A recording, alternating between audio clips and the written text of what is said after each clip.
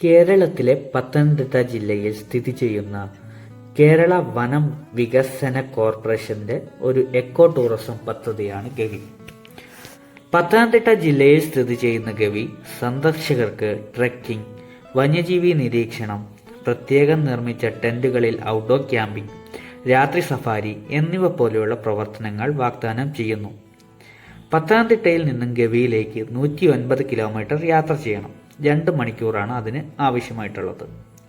വണ്ടിപ്പെരിയാറിൽ നിന്നും 14 കിലോമീറ്ററും കുമളിയിൽ നിന്നും 28 കിലോമീറ്ററും ആണ്. വണ്ടിപ്പെരിയാറിൽ നിന്നും കാറിൽ യാത്ര ചെയ്യാം. പ്രവേശന ഫീസ് ഒരാൾക്ക് 25 രൂപയാണ്. വാഹനത്തിന് 50 രൂപയും ഈടാക്കുന്നുണ്ട്. ക്യാമറയ്ക്കാണെങ്കിൽ 25 രൂപയും വീഡിയോ ക്യാമറയ്ക്ക് 100 രൂപയുമാണ് ഈടാക്കുന്നത്. പകൽ രാത്രി താമസങ്ങൾ ഇവിടെ ലഭ്യമാണ്. നവംബർ തൊട്ട് മാർച്ച് വരെയാണ് ഫോറസ്റ്റ് ടെന്റ് ക്യാമ്പയിൻ ലഭ്യമാണ്. ഗവിയിലേക്കുള്ള ഏറ്റവും ആസ്വാദ്യകരമായ വഴി പത്തനംതിട്ടയിൽ നിന്നുള്ള വഴിയാണെന്നാണ് പറയപ്പെടുന്നത്. ഗവിയിലേക്കുള്ള ദുർഘടമായ യാത്ര ജീപ്പ് പോലുള്ള നല്ല കരുത്തുറ്റ വാഹനത്തിൽ തന്നെ സഞ്ചരിക്കുന്നതാണ് ഏറ്റവും നല്ലത്. വള്ളക്കടവിലെ ഫോറസ്റ്റ് ചെക്ക് പോസ്റ്റിൽ നിന്നും എൻട്രി പാസ് വാങ്ങണം.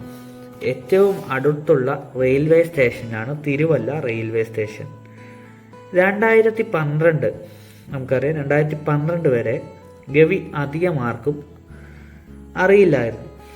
കൂടാതെ മലയാള ചലച്ചിത്രമായ ഓർഡിനറി, നമ്മളുടെ ആസിഫ് അലി, കുഞ്ചാക്കോ ബോബൻ, ബിജു മേനോൻ എന്നിവർ അഭിനയിച്ച ഓർഡിനറി പുറത്തിറങ്ങിയതിന് ശേഷമാണ് ഇത് ഒരു പ്രധാന വിനോദസഞ്ചാരമായി മാറിയത്. ഇതിൻ്റെ പ്രധാന ചിത്രീകരണം ഗവിയിലായിരുന്നു. ഇന്ന് നിരവധി KSRTC യാത്രകളാണ് ഗവിയിലേക്ക് ഇപ്പോൾ നടത്തിക്കൊണ്ടിരിക്കുന്നത്. Okay, by.